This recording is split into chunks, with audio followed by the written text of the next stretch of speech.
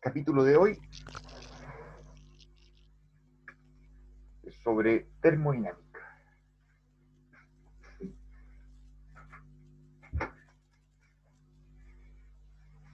En términos de introducción, la termodinámica se refiere a los cambios de energía que hay con los procesos físicos o químicos, con los cuales están relacionados estos cambios.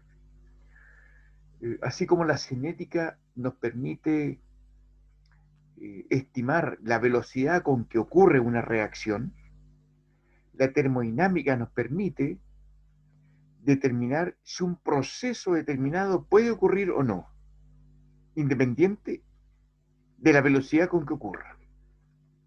Puede ser en milésimas de segundos o bien puede tardar miles de años.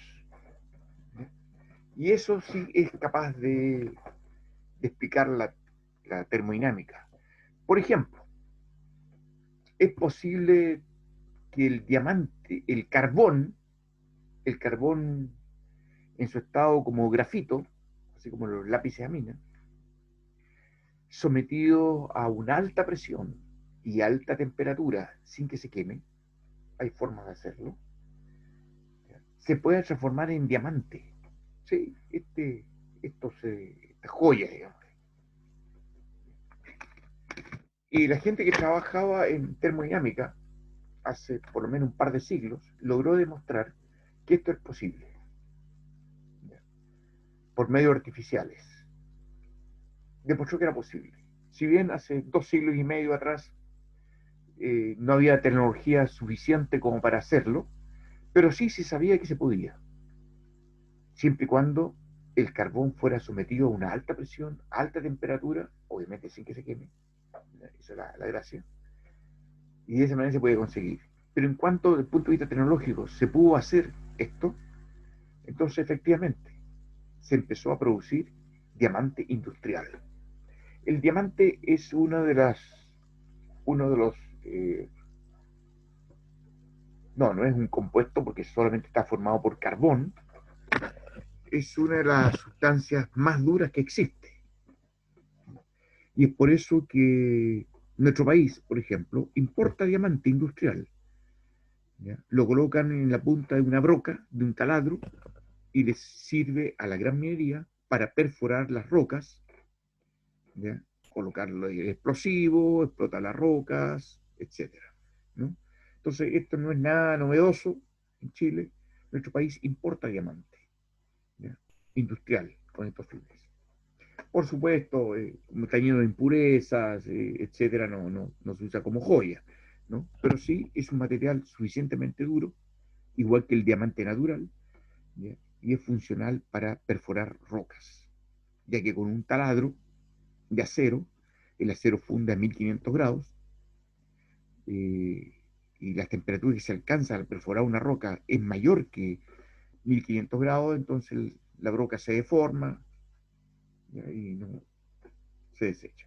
Entonces, repito, la termodinámica esa es la utilidad que tiene el punto de vista de la física y de la química.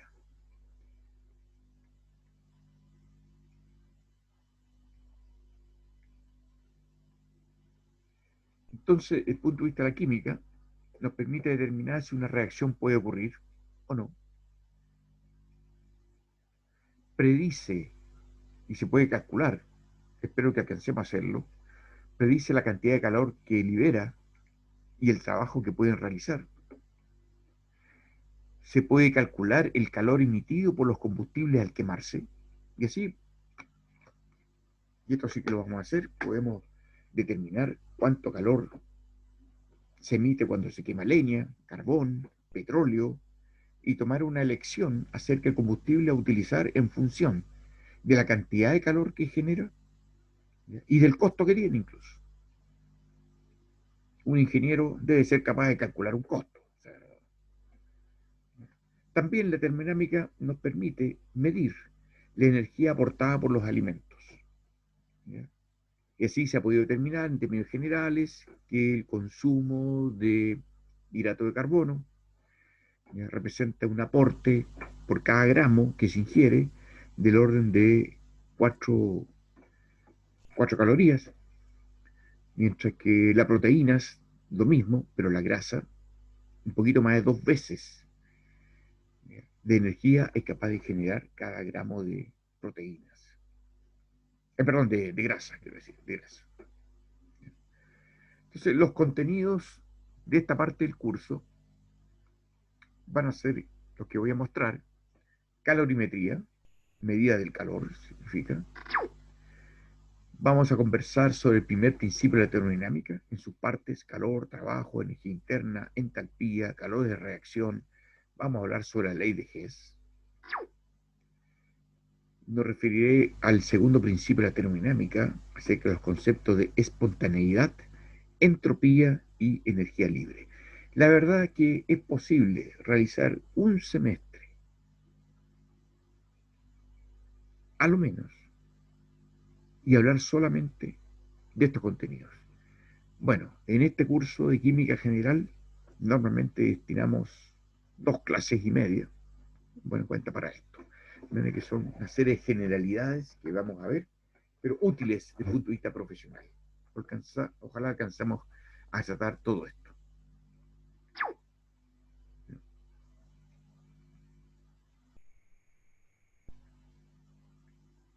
Bien, lo primero, hay ciertas unidades de calor que quiero que las recordemos o las conozcamos. Uno es la caloría, ¿ya? El calor específico, son conceptos que quiero que sobre los cuales conversemos, ¿ya? Las equivalencias entre las unidades que se utilizan, ¿ya?, para expresar la cantidad de energía, solo que algunas de ellas las muestro acá, ¿ya? Así, por ejemplo, una kilocaloría, kilo significa 1000, se expresa como kilocaloría, es igual a 1000 calorías. Una caloría es igual a 4,18 joules, o julios, como lo dicen en España. Y así, ¿no? Ahí tenemos todas las formas de transformar. Desde el punto de vista industrial, es utilizado también el kilowatt hora, normalmente H con mayúscula, que es igual a 860 kilocalorías. BTU, desde el punto de vista industrial, es muy utilizado, especialmente en los equipos o maquinaria de origen anglosajón. Ellos trabajan con BTU. BTU significa British Thermal Unit, unidades térmicas británicas. Así, un BTU equivale a 252 calorías. Así, por ejemplo, cuando ustedes observan cómo, cuáles son las características de un aparato aire acondicionado, normalmente el vendedor las ofrece en términos de BTU por hora. O sea, cuánto calor es capaz de retirar de un ambiente durante una hora. Y así hay equipos pequeños de 8000 BTU por hora, los más grandes hay de 25.000, etcétera. En la facultad hay de dos tipos, ¿no? De dos tipos, los pequeños y los grandes. Y lo hemos comprado también en función de la cantidad de calor que es capaz de extraer y por lo tanto de enfriar. Y a su vez, cuánto calor es capaz de generar, porque los aparatos de aire acondicionado hoy se usan no solamente para refrigerar un ambiente, sino también para calentarlo. Bien, ¿qué es una caloría? Una caloría es la cantidad de calor que absorbe 1 gramo de agua para elevar su temperatura desde 14,5 grados a 15,5 grados Celsius. Esa es en rigor la definición de caloría.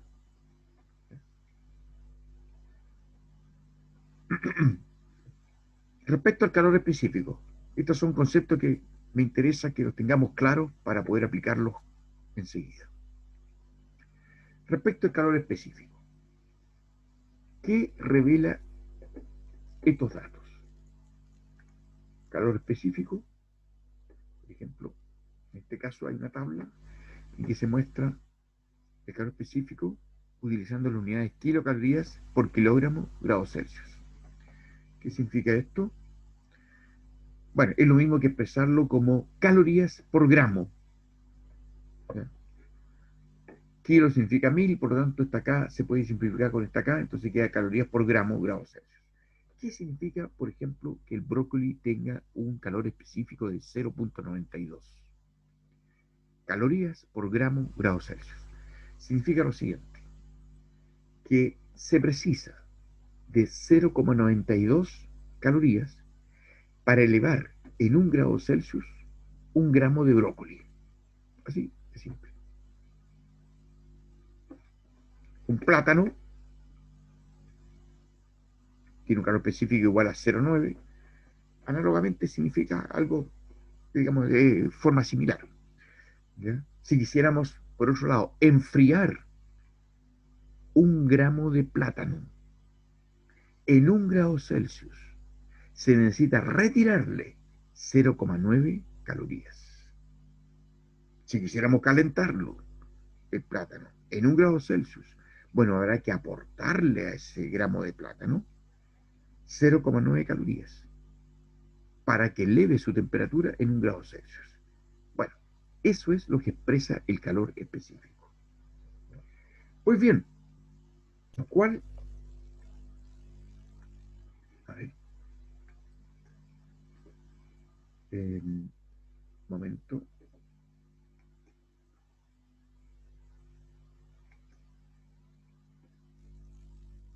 Ahí está. Yo creo que están, se ve, ¿no? Estoy mostrando una diapositiva, ¿no? No, bro. Ahora sí. Ahora sí. Así, por ejemplo, fíjense lo siguiente. Eh, para calentar 1 gramo, a ver, como esto es lo mismo que expresarla en calorías dividido por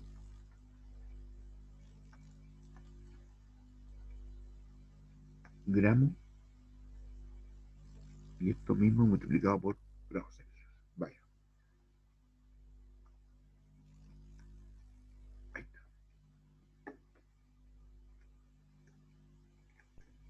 Esta unidad es lo mismo que expresarlo de esta forma. ¿Ya?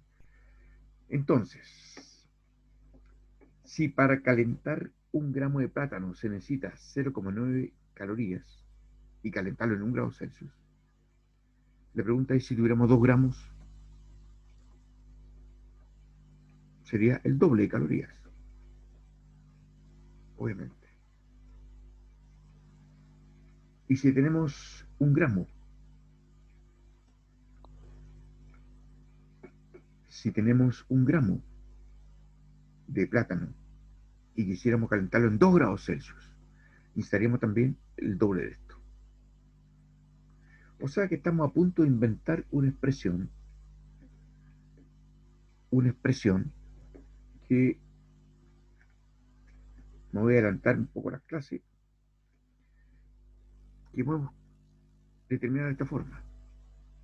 La cantidad de calor que necesita para elevar la temperatura en una masa M de cualquier cosa, por el calor específico y por el delta T, está dado por esa expresión. Este delta T, yo creo que como símbolo tengo casi en forma inmediata.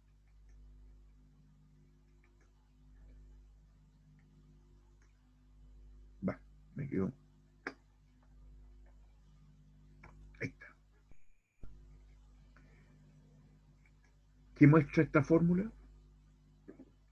Que esto revela la cantidad de calor necesaria o que debe absorber una sustancia de masa M con un calor específico C sub P y para aumentar en delta T la temperatura. A la inversa, también es útil para determinar cuánto calor hay que retirar de una masa M, una sustancia que tiene un cierto calor específico, y disminuirse de temperatura en delta T. Y esto se puede aplicar desde el punto de vista agronómico a todo esto. Incluso vamos a hacer algunos ejercicios acerca si tenemos una determinada caja de manzana y las cajas son de madera y conocemos el supé de la madera y de las manzanas, por aquí lo tenemos las manzanas, podríamos determinar cuánto calor hay que extraer de una cámara frigorífica que tiene a lo mejor 10.000 cajas de manzanas, de 20 kilos cada una, y se puede determinar cuánto calor. ¿Y de qué sirve eso? Para que el fabricante de cámaras frigoríficas sepa de qué dimensión o qué potencia debe tener, ¿ya?, el motor de un evaporador que es capaz de enfriar la cámara, ¿ya?, para extraer toda esa cantidad de calor que hemos predicho. Y si vemos, esta es la tercera lámina, ¿no es cierto? Y si vemos esta tabla que me permite convertir unidades, que si hay que retirar 860 kilocalorías de una cámara, necesitamos un motor de 1 kWh de potencia. Eso es. ¿Ya? Por supuesto que normalmente se diseña con una potencia adicional porque hay gente que deja la puerta abierta de la cámara, es como dejar la puerta abierta de un refrigerador, entonces empieza a funcionar de nuevo el motor. Hay gente que deja las luces encendidas, o se abre continuamente una cámara, es como abrir muchas veces un refrigerador, al final, claro, el motor funciona, tratando de recuperar el frío, etcétera, ¿no?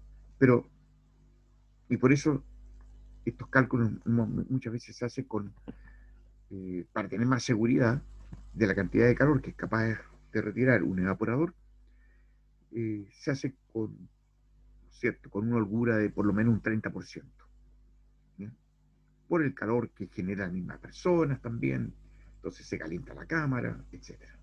¿Ok? Entonces, todas estas cosas son súper útiles desde el punto de vista agronómico.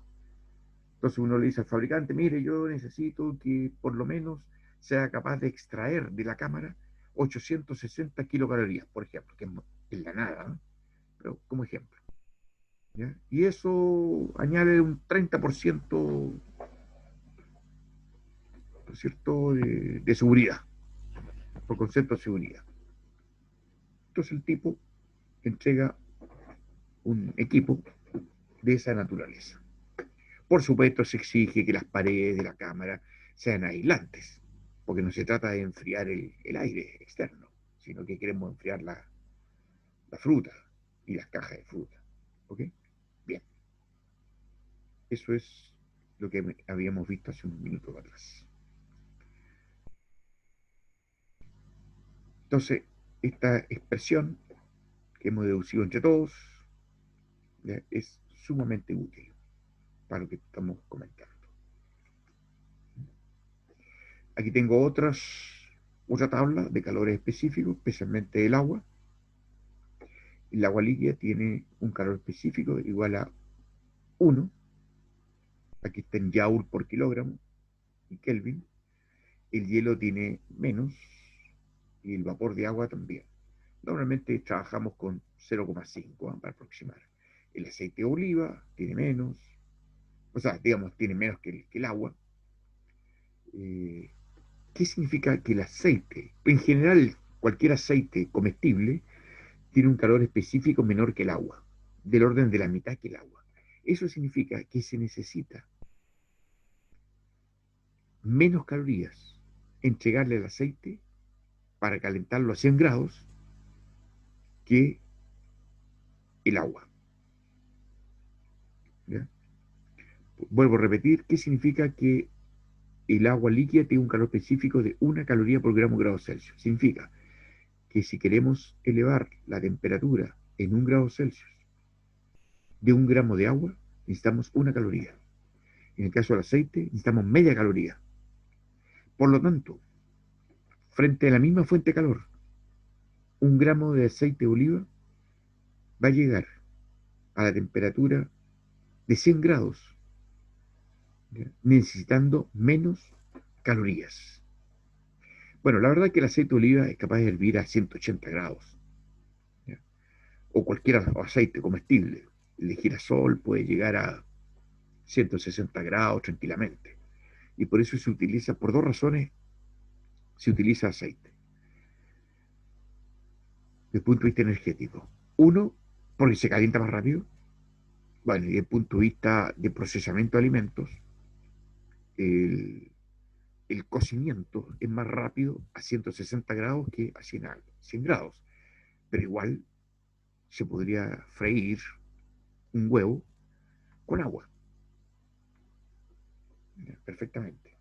Pero con aceite es más eficiente, es más rápido, se necesita menos energía para calentar la misma cantidad de agua, a 100 grados. Bueno, el agua no se puede calentar a 160, ¿no? Con la presión externa que tenemos en el ambiente. ¿Ok?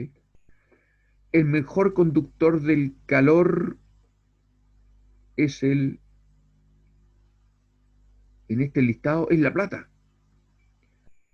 ¿Por qué? Pues se necesita pocas calorías para que eleve su temperatura, prácticamente la mitad del fierro. El cobre no lo tengo aquí, pero el cobre debe ser algo similar, ¿eh? Similar al fierro, creo yo. Tendría que chequearlo. ¿Ya? Bueno, y ahí se expresa exprender la utilidad de conocer esto.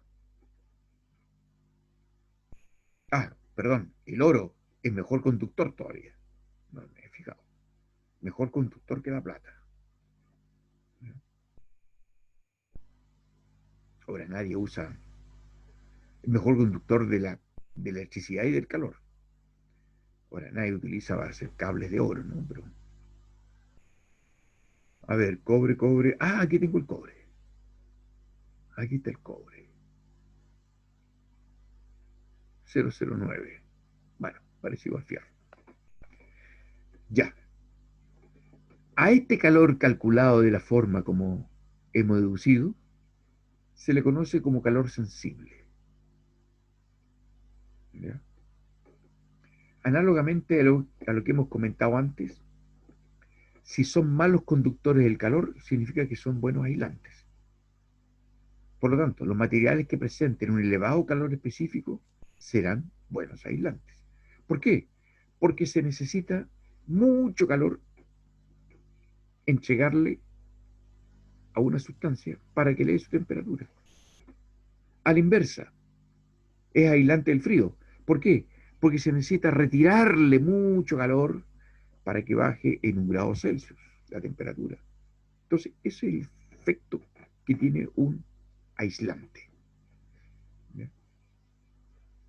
Bueno, aquí se está utilizando otras unidades, ¿ya? Y con esto, por ejemplo, está claro de que la madera es el mejor aislante, perdón, el, el agua es mejor aislante que todo el resto. Luego sigue la madera. Pero el valor del aire también es interesante. El aire es realmente un mal conductor del calor, mal conductor del calor. Es por eso que se utiliza, por ejemplo, paneles de vidrio doble para cerrar algunas ventanas, porque lo que hay interior en el panel es aire. Y el aire es mal conductor del calor. ¿Mm? Ahora, si hubiera vacío, mejor todavía, pero hacer vacío en una ventana, en un panel, debe ser un poco caro. Y después sellarlo bien para que no entre aire, es complicado. ¿Mm? Así podríamos ser capaces de desarrollar el siguiente problema. En una agroindustria hay que calentar agua en una caldera desde 15 a 95 grados Celsius. Y aquí viene la pregunta. Calcular la cantidad de combustible que se debe utilizar y su costo. Tenemos los siguientes datos. Dentro de la caldera, o sea, la caldera tiene una capacidad de 500 kilos de agua. La caldera es chica, digamos. La caldera es de acero y pesa 300 kilos. Y también vamos a elegir en función del costo que tiene y de la cantidad de calorías que es capaz de generar el combustible entre gas natural, petróleo, leña y carbón. Antes de intentar resolverlo, veamos unos conceptos adicionales. Lo que quiero agregar es lo siguiente, que así como hay que calentar el agua de 15 a 95, también hay que calentar la caldera, o sea, el fierro. Si no calentamos el fierro, sino cómo se transmite ese calor al agua. Es como tener una olla. La olla hay que calentarla para que se pueda calentar el agua. ¿Ya? Por lo tanto, hay que considerar dentro de los cálculos no solamente estimar cuánto calor se necesita para calentar 500 kilos de agua, sino también cuánto calor se necesita para elevar la temperatura de la caldera desde 15 a 95 grados Celsius. Son dos cálculos que hay que hacer. Y la suma de ellos va a dar el calor total que se necesita entregarle a la caldera. Ahora bien, cada combustible tiene un determinado poder calorífico. ¿Qué significa eso? Es capaz de generar, cuando se queman, por kilogramos de leña, por kilo de gas, por kilo de petróleo, por kilo de carbón, una determinada cantidad de calorías. Y así se puede calcular cuánta leña se necesita, cuántos kilos de leña, cuántos kilos de carbón, etcétera. Y sabiendo el costo de esos combustibles, el costo de cada kilo, bueno, se puede determinar cuál combustible es más conveniente. Son cálculos que un ingeniero debe saber hacer. Pero antes de resolver este problema, sigamos avanzando desde el punto de vista conceptual para que ayude más a esto. Aquí tengo un ejercicio resuelto. Voy a usar este ejercicio. Este ejercicio dice calcular la cantidad de calor en calorías o joule que se debe agregar a 250 kilos de pulpa arándano de la variedad Berkeley que se encuentra a menos de 18 grados Celsius y calentar esta pulpa hasta 25 grados Celsius. El calor específico de la pulpa es 4,3 kilojoule por kilogramo Kelvin. Eh, a ver, el C sub P de la pulpa es 4,3, como decía. Entonces el calor va a ser igual a M C sub P por delta T igual 250 kilos. Y está escrito con las unidades para poder simplificar y entender bien cómo se procede. Por 4,3 y por 43 Kelvin. Pero este problema no está bien hecho.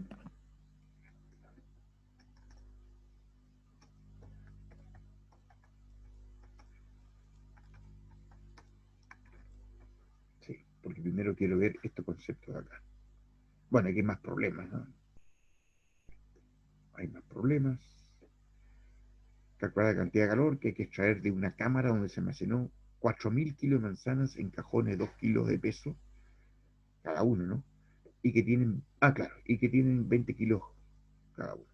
La fruta se cosechó de fruta y que tienen 20 kilos de fruta cada uno. La fruta se cosechó a 28 grados Celsius y se enfrió a 2 grados. También otro problema interesante para desinfectar una mesa de selección de fruta, por ejemplo.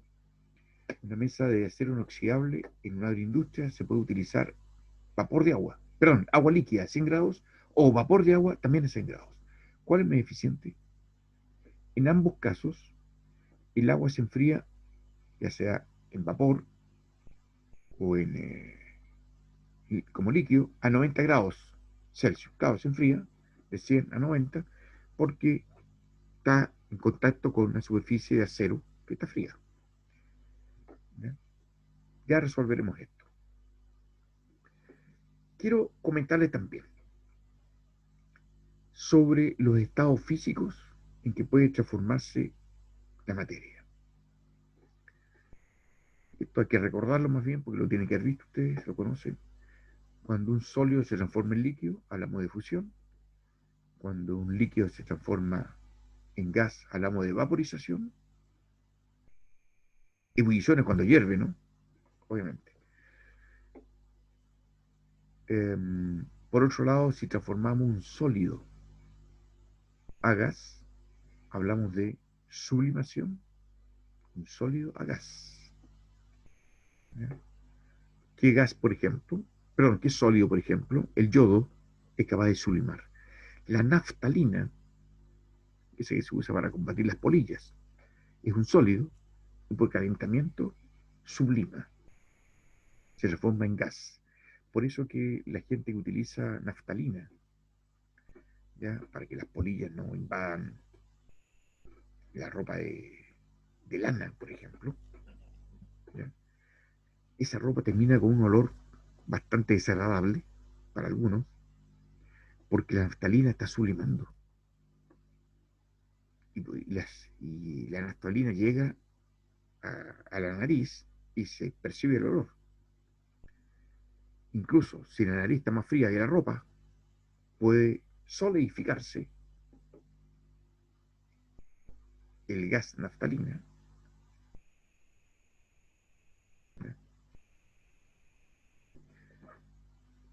También tenemos que el paso de gas a líquido se conoce como condensación o licuación, lo llaman algunas personas también. Y el líquido cuando pasa a sólido se habla de solidificación e incluso de cristalización también. El gas también puede transformarse en sólido a través de lo que algunos llaman sublimación regresiva. Yo lo llamo sencillamente solidificación también. Y especifico que estoy solidificando un gas a un sólido, para no confundirlo con este de acá. Pero se puede usar cualquiera de los dos términos.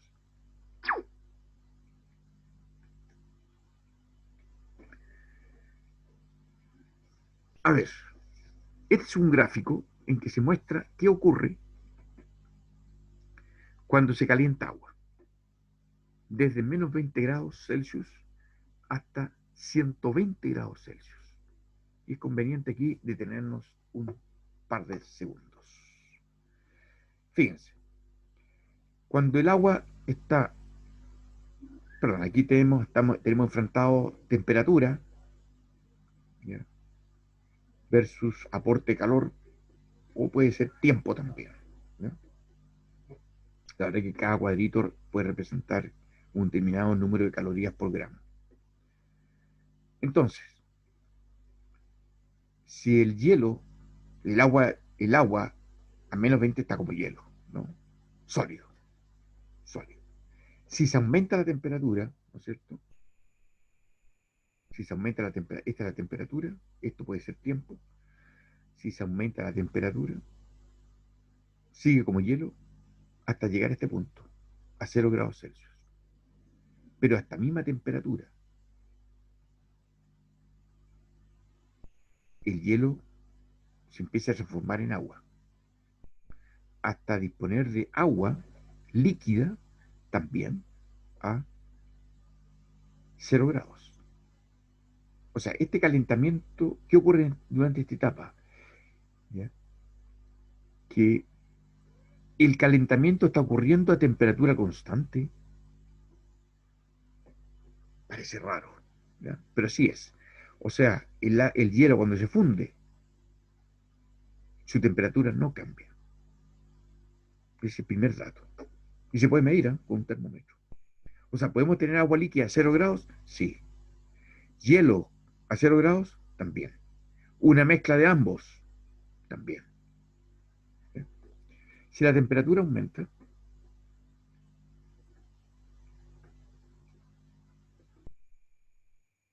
entre 0 y 100 grados, está como líquido. Está como líquido. Y ocurre lo siguiente, que cuando la temperatura es 100 grados, ¿qué falta? ¿Qué pasa aquí con los ceros? Ah, hay que ver esto, ¿qué hace ahí? Ahí está, ya. Si se prosigue el calentamiento, está como está señalado aquí, estamos calentando, cuando la temperatura del agua líquida alcanza los 100 grados, empieza a hervir. Y finalmente tenemos una mezcla de agua con vapor. Entonces, en este momento ya no hablamos de vaporización, sino que más bien hablamos de ebullición ya. porque la presión de vapor se ha hecho igual a presión externa. Entonces, a 100 grados ya está hirviendo y hay una transformación de líquido a gas, como se está mostrando aquí en este gráfico. Y aquí tenemos una mezcla de ambos y finalmente llegamos a tener vapor de agua a 100 grados. ¿El vapor se puede calentar? Claro que sí.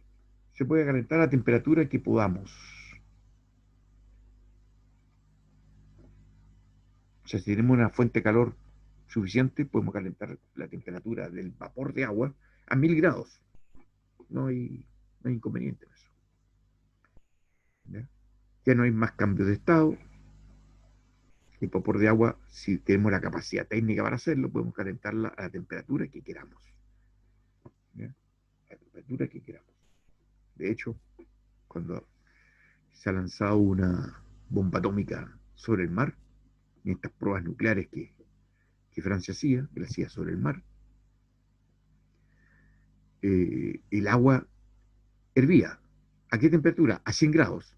Pero una vez que el agua líquida del mar se transformó en vapor, ese vapor, según la gente que hizo algunas mediciones a distancia con sensores, así como estas pistolas que se usan para medir la temperatura de la frente, ¿ya? Se ha medido de que la temperatura puede llegar a 3 millones de grados, ¿ya? Con una bomba atómica. O sea, la cantidad de calor que se desprende es tremenda con una bomba. 3 millones de grados. No es menor, ¿eh? Lo fundamental aquí es lo siguiente, que acá la temperatura, cuando hay un cambio de estado o cambio de fase, la temperatura es constante. Aquí también, la temperatura permanece constante. Entonces uno se pregunta lo siguiente, si se hace hervir agua, y está a 100 grados, ¿no? Y está a 100 grados, pero se mantiene la fuente calórica, ¿dónde se va ese calor? Porque la temperatura no aumenta. ¿En qué se ocupa? El agua la utiliza para romper los enlaces intermoleculares entre cada molécula de agua. En eso se ocupa. Por lo tanto, si se mantiene la fuente calórica, ¿ya? La evaporación es más rápida. Más rápida, claro. No se calienta más el agua. Y esto tiene una importancia vital desde el punto de vista industrial y precisamente agroindustrial. En muchas ocasiones se necesita una caldera que caliente el agua. Ya sea para deshidratar una fruta, necesitamos una fuente de calor, para calentar aire que va a pasar por la fruta y va a deshidratarlo, por ejemplo. Necesitamos también agua caliente a la hora de preparar conservas, para concentrar un jugo o concentrar leche, pasta de tomate, jugo de fruta, pasta de tomate, etcétera. Necesitamos calor también. Y ese calor lo proporciona una caldera. O sea, en la agroindustria es muy, muy utilizado. Para extraer el café también necesitamos calor, etcétera. Para calentar el agua, obviamente. Pero la pregunta es si mantenemos la fuente calórica y el agua está hirviendo, ¿a dónde se va ese calor? La temperatura no aumenta. Es decir, si estamos calentando un vaso de agua con un mechero, claro, se eleva la temperatura y el calor lo está utilizando el agua para calentarse y cuando llega a 100 grados Celsius ya el agua empieza a hervir. Y si mantenemos el mechero, medimos la temperatura, sigue siendo 100 grados. Si colocamos 4 mecheros, también sigue siendo 100 grados. Si colocamos un lanzallamas que es capaz de llegar a una temperatura de 900 grados, con un lanzallamas, y mandamos a algún voluntario a medir la temperatura. Cuando vuelva el voluntario, un poco tostado, eso sí, nos va a decir que el agua está a 100 grados. Bueno, ¿y de dónde se fue ese calor? El calor, repito, el agua lo está utilizando para separar las moléculas de agua y transformarse en vapor. Por lo tanto, si utilizamos un lanzallamas, es muy probable que suceda que nos quedemos sin agua líquida.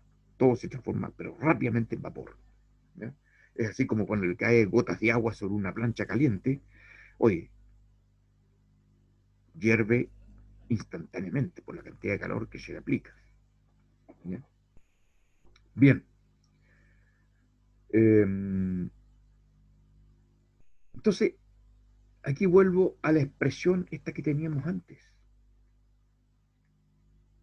Esta. Si queremos calcular cuánto calor es necesario para transformar hielo que está a 0 grados en agua líquida a 0 grados, esta expresión no nos sirve porque delta T va a ser 0. Entonces quiere decir que para fundir un hielo y dejarlo como agua, ¿el calor es 0? No, no es cierto. Entonces esta expresión no nos sirve. Lo mismo que si tenemos agua líquida a 100 grados Celsius y la queremos transformar en vapor a 100 grados, tampoco nos sirve, porque el T va a ser 0. No puede ser. Entonces, ¿para qué casos nos sirve esta expresión? Nos va a servir solo cuando no hay cambio de estado. O sea, nos va a servir para acá.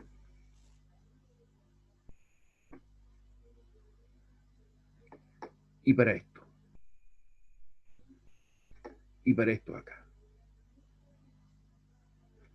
Para calcular el calor necesario para transformar hielo en agua líquida, necesitamos otra expresión. ¿Ya? Esa expresión es conocida como calor latente. ¿Ya? El calor sensible, llamamos a esta expresión, sin embargo, en un cambio de estado, no varía la temperatura. Entonces tenemos que usar otro concepto. Es ahí donde aparece el concepto de calor latente, en general. ¿Ya? Y así hablamos de calor latente de fusión. Y se le llama así al calor que se absorbe sin cambiar la temperatura, en este caso del agua, u otra sustancia. Sin que cambie. Este calor latente se ha podido medir a través de unos aparatos llamados calorímetros. Se simboliza en muchos libros de ingeniería, la van a encontrar como lambda sub F. Se ha medido que en el caso del hielo, porque estamos hablando de fusión, el calor de fusión o calor latente de fusión, se puede decir de dos maneras, es de 80 calorías por gramo. ¿Qué significa eso? Que cada gramo de hielo que se encuentra a 0 grados Celsius y una atmósfera de presión, si queremos fundirlo y dejarlo como agua líquida a 0 grados Celsius, necesitamos inyectarle 80 calorías. Hoy, si tuviéramos 2 gramos, serían 160 calorías. Si tuviéramos 3 gramos de hielo, serían 240 calorías. O sea, para calcular la cantidad de calor para fundir un trozo de hielo de masa M, basta multiplicar la masa por el calor latente de fusión. Entonces, hemos otra vez deducido una expresión que nos permite hacer eso. A la inversa, si queremos transformar agua líquida en hielo, entonces hablamos de calor latente de solidificación. En ese caso, el calor latente también es igual a 80 calorías por gramo, para el caso del agua.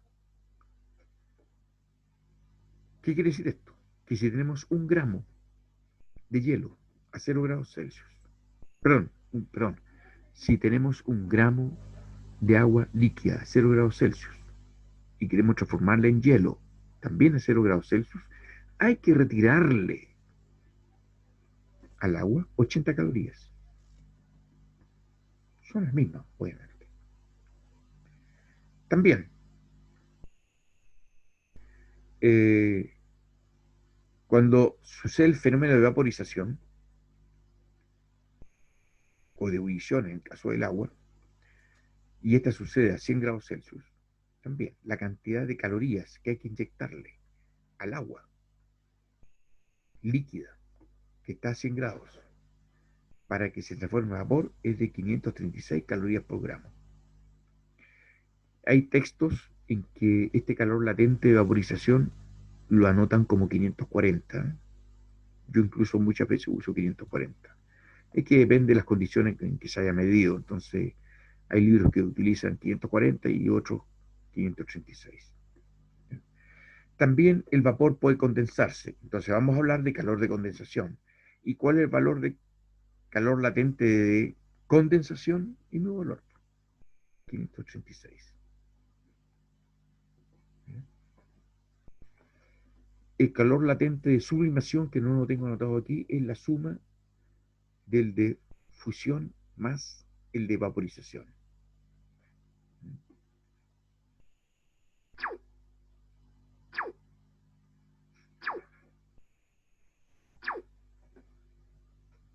Esto para que no lo olviden.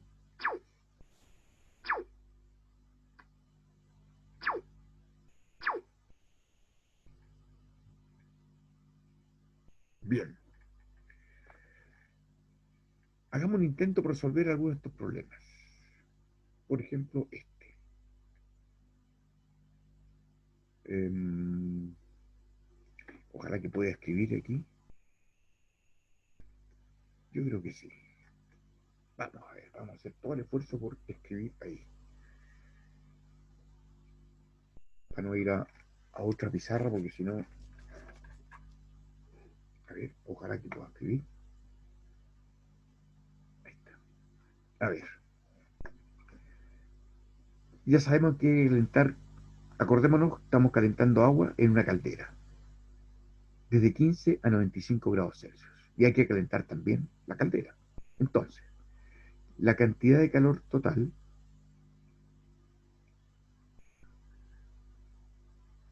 es igual al calor que necesitamos entregarle al agua más el calor para calentar la caldera, o sea, el fierro.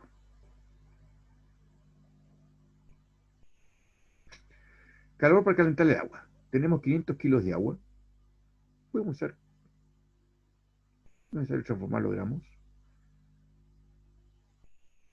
por el calor específico del agua. El calor específico del agua es. A ver, voy a usar las unidades para que vean que se puede. 500 kilogramos. El calor específico del agua es 1, una caloría por gramo grado Celsius, o lo que es igual, una kilocaloría por kilogramo grado Celsius. ¿Y cuál es el delta T?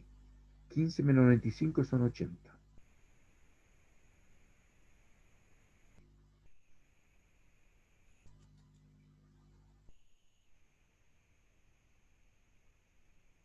O sea que el resultado va a ser en kilocalorías.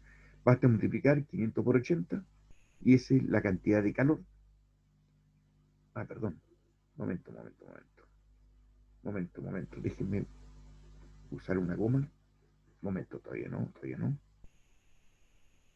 ¿Dónde hay goma aquí?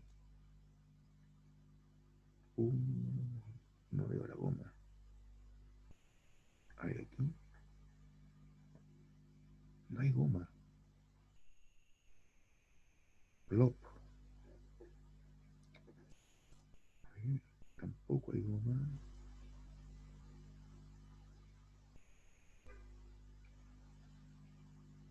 Qué lástima. No. Ah, no, sí vi un borrador. A ver, momento. Borrador, aquí está la goma.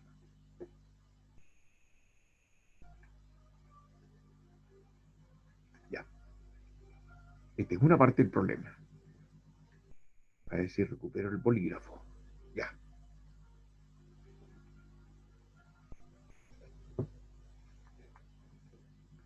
Bueno, a este hay que sumarle el calor necesario para calentar el agua. Hay que sumarle el calor necesario para calentar la caldera. Y este es. ¿Cuánto pesa la caldera? 300 kilos.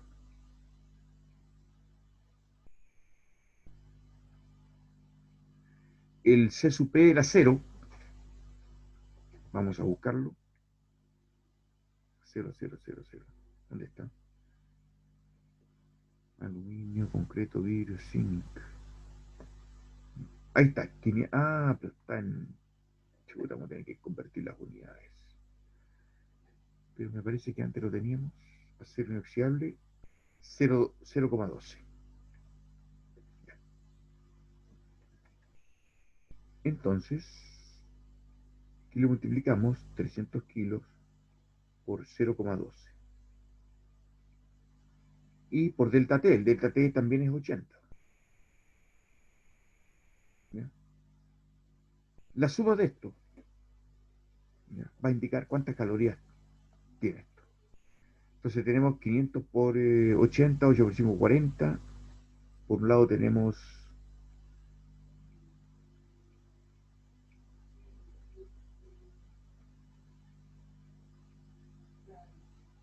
40.000 calorías por este lado, más no sé cuánto es eso. A ver, hagamos el problema completo.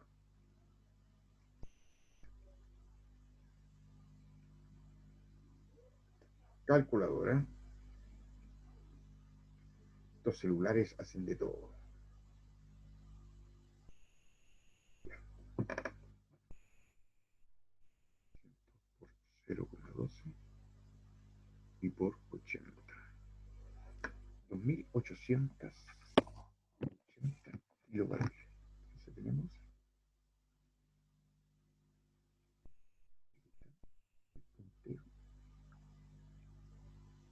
2.880 y eso es igual a 42.880 kilocalorías. ¿Ok? Esa es la cantidad de calor que se necesita. Se necesita. Bueno, aquí faltan algunos datos que normalmente uno lo tiene de internet, eh, sobre el poder calorífico. Poder calorífico en kilocalorías por kilogramo. O sea, vamos a suponer que esto lo obtuve en una tabla. Leña, eso también depende de cuánta humedad tenga la leña, ¿no? Pero puede ser del orden de unos 3.000 kilocalorías por kilo. O sea, se quema un kilo de leña y este kilo de leña es capaz de generar 3.000 kilocalorías. El carbón también va a depender de la calidad del carbón. Hay carbones bastante impuros, pero un carbón, ¿cuánto podría tener? Unos... A ver, hay una cosa. Nada, pero bueno, eso se busca en internet, lo mismo que el petróleo. ¿Ya? Y así tenemos una tabla. Y esta tabla le podemos agregar aquí el precio. ¿Ya? El número de pesos, digamos así, por kilogramo. Y uno coloca los precios acá. Bueno, el resto ya deja de ser química, de nada más que un poco de ingeniería, sabiendo cuántos kilocalorías se necesita y sabiendo el poder calorífico. El gas natural, yo recuerdo que alguien me decía que es capaz de generar unas 12.000 kilocalorías por kilo. ¿Ya? El carbón no recuerdo, pero debe ser más que la leña, pero menos que el gas natural. Bueno, ahí se puede colocar. Entonces, si el kilo de leña, ¿cuánto puede costar? No me acuerdo cuánto. Bueno, pero da lo mismo. Por lo menos calculemos cuánta leña se necesita. Entonces sabemos que cada kilo de leña es capaz de arrojar 3.000 kilocalorías. 42.880 X kilos. Entonces hacemos una miserable regla 3 Y podemos anotar lo siguiente. Habrá que dividir 42.880 dividido por 3.000 y este cociente arroja kilos de leña necesarios, ¿no? Y eso es 42.880 dividido por 3.000.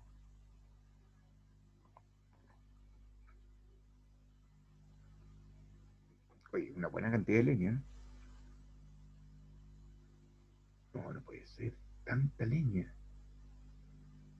Uf, menos mal que es barata. No, no puede ser. Me tengo que haber equivocado en algo. 42.000 kilos, o sea, 42 toneladas. Tanta leña. Chulo. No, no puede ser 42.000 kilos. No puede ser, absolutamente no. A ver, otra vez. 42.880 dividido por 3.000.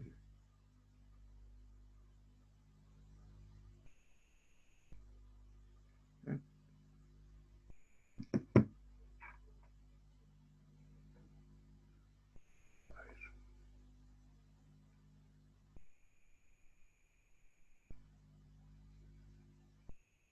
O sea, necesitamos 14,2 kilos de leña. Bueno, ahí está. Y sabiendo cuánto vale el kilo de leña, podemos calcular cuál es el costo que representa. La leña es barata. Eh, si alguien tiene alguna duda, ¿por qué he dividido esto? Porque me he planteado lo siguiente, que 3.000 kilocalorías son capaces de generarlos cuando se quema un kilo de leña. Nosotros necesitamos aportarle a la caldera,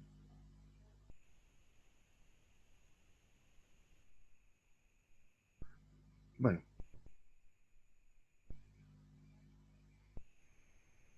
esto igual a X. ¿Ya? O sea, de aquí me voy para arriba. Si ustedes buscan en internet o preguntan cuánto vale el kilo de leña, bueno, entonces pueden calcular perfectamente el costo de la leña cada kilo multiplicando por 14,2. Entonces, es posible agregar aquí una tabla, costo en pesos. Una tabla que indique cuál es el costo de usar la leña determinada, el carbón, en fin, y comparar cuál resulta más barato.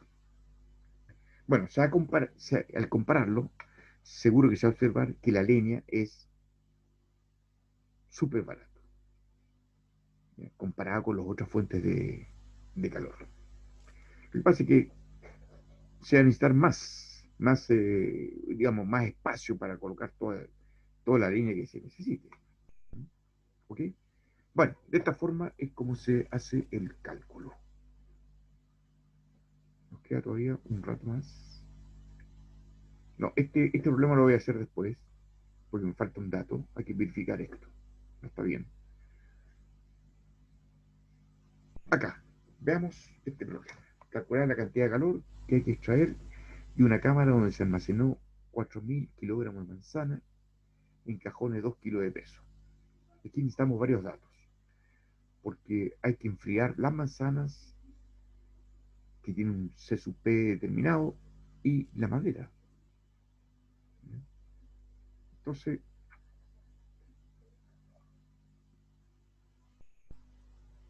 si este es el problema 2, el anterior fue el 1, este es el problema 3, el problema 2, la cantidad de calor total que hay que extraer va a ser igual a la cantidad de calor que hay que extraer de la manzana más la cantidad de calor que hay que extraer de las cajas, ¿no? ¿Cuánta manzana tenemos? 4.000 kilos. Se supera manzana, ¿no? No lo recuerdo. Y veamos de la madera también de la caja. Debe ser como 0,5, algo por el estilo. A ver. Manzana, 0,80, no, más alto.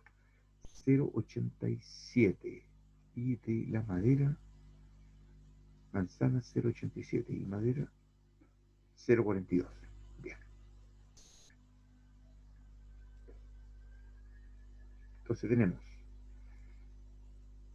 4.000 kilos de manzana, una cámara chica, 4 toneladas de la nada, por 0,87. Y hay que enfriar la manzana desde 28 a 26 a 2 grados. Por lo tanto, el delta T es 26. Esta cantidad de calor hay que sacar de la manzana. Pero también hay que enfriar las cajas. Porque las cajas se llenan en el campo con las manzanas. ¿Y cuántas cajas tenemos? Cada caja caben 20 kilos. 20 kilos.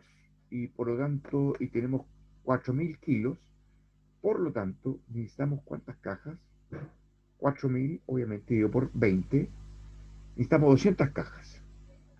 Y cada caja pesa 2 kilos. Y 200 por 2 kilos son 400 kilos. Entonces tenemos aquí 400 kilos de madera. El CSP de la madera era 0,47 me parece, por 26. Voy a anotar dónde salió los 400, si no, hay alguno se me va a perder. Y ahí tenemos la cantidad de calor. Basta multiplicar, sumar, usted lo hace. ¿Y esto en qué unidades va a dar? Va a resultar en kilocalorías, obviamente. No en calorías, cuidado con las unidades, ¿eh? Porque aquí usé kilos y aquí este 0,87 lo, lo interpreté como kilocalorías por kilogramo grados Celsius. ¿Dónde saqué estos 400? Eh, Dividí eh, para obtener el número de cajas, dividí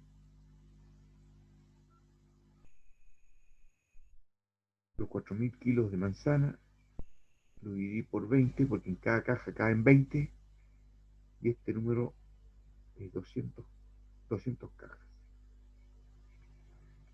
Y 200 por 2 kilos cada una son 400 kilos. Entonces este número viene de acá. ¿Ok? Ese número viene de ahí. ¿Estamos? Voy a dejar de grabar un minuto. Ya. Respecto al problema 3,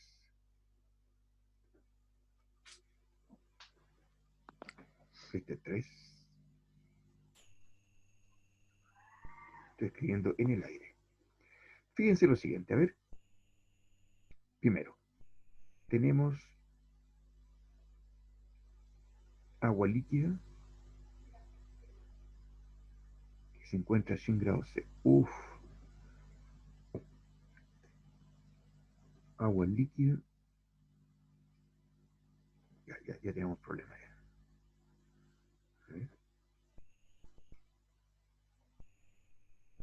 Agua líquida que se encuentra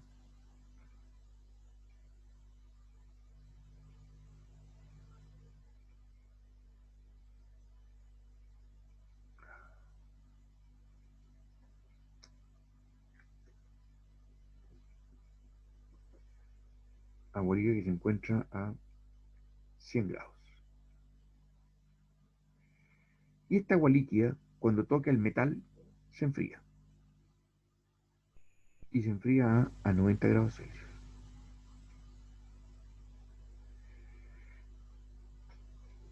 Aquella agua que sea capaz de entregar más calorías va a destruir más microorganismos. y veamos qué cantidad de calorías se desprenden cuando se pasa de 100 grados a 90 grados. La cantidad de calor tiene que ser igual. Hay que considerar también lo siguiente. ¿Con cuánta agua disponemos?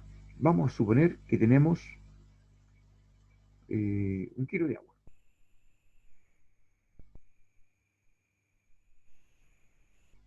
Miligramos de agua.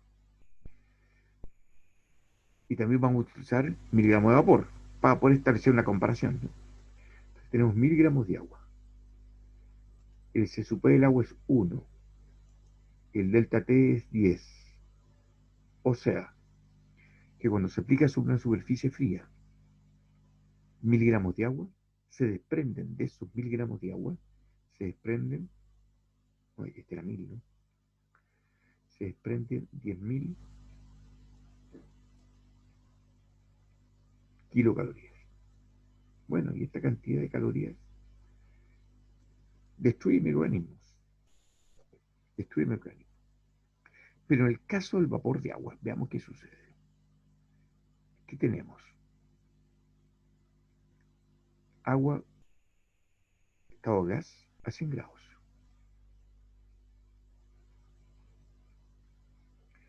Pero esta agua, lo primero que tiene que ocurrir es que tiene que transformarse. Momento, jóvenes. Tiene que transformarse en agua líquida a 100 grados. Y esta agua líquida de 100 grados, falta un oxígeno aquí. Y esta agua líquida que está a 100 grados, transformarse en agua líquida que está a 90 grados. Igual que el caso de acá, que esta agua también es líquida a 90 grados. Entonces, mire, quiero irme al gráfico que teníamos antes para entenderlo mejor. A ver. Ese. Antes estábamos con agua. No sé si desapareció el puntero. Y si lo recupero, no voy a poder seguir escribiendo. A ver. En primer caso, podemos escribir. Tenemos agua a 100 grados y hay que disminuir su temperatura hasta 90. Hasta acá. ¿No? Y calculamos la cantidad de calor que debe desprenderse. Que eran cuántos? 10.000 kilocalorías. Pero en este caso, del vapor de agua, el agua está acá. Aquí. Voy a hacer con un cuadrado. El agua está ahí. Entonces, esta agua habrá que condensarla y transformarla también en agua líquida ahora a 100 grados. Y luego se enfriará a 90. ¿Se fijan? Entonces, este primer cuadrado, el segundo se superpone aquí y el tercero va acá. ¿Se fijan? Repito, el vapor de agua, que está a 100 grados, ¿dónde está? Lo acabo de mostrar aquí, ¿no? Que está a 100 grados. Está como gas. Habrá que condensarlo primero. Y aquí hay un desprendimiento de calor. Se desprende calor. Y el agua líquida que está haciendo se enfría recién. ¿Ok? Entonces, el aporte en calor que puede hacer el vapor de agua es mayor. Vamos al problema.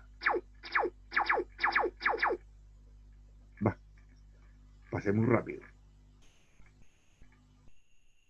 Ahí está, aquí estamos. Entonces, aquí este problema tiene dos etapas. A ver.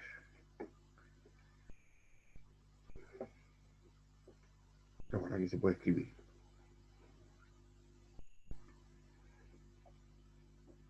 Primero, hay un Q1 que tenemos que calcular, que es igual a el calor de vaporización por la masa, ¿no es cierto? Esto es para transformar agua gaseosa en agua líquida a la misma temperatura, temperatura constante. Entonces, bueno, yo generalmente uso 540 en vez de 580. No, usemos ya 586, si no, más de alguno va a preguntar de dónde saqué el 540. El, el calor latente de vaporización es 536. La masa es 1000 miligramos. ¿Miligramos? Parece que sí. Entonces, aquí tenemos 536.000 calorías. Se generan cuando el vapor de agua a 100 grados toca la superficie del acero condensándose. Y además tenemos el calor que debe desprenderse cuando esta agua líquida que está haciendo disminuye esa temperatura, pues estar en contacto con el acero a 90 grados. Y el Q2 es, igual que el caso anterior, 1000 por 1 por 10. Y aquí tenemos 10.000, otras 10.000 kilocalorías.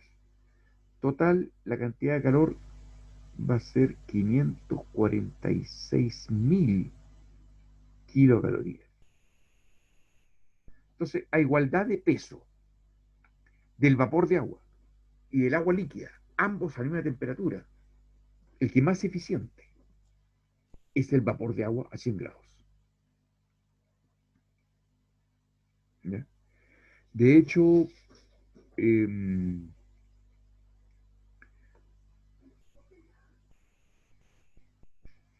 se percibe más el calor incluso cuando se está en un ambiente húmedo.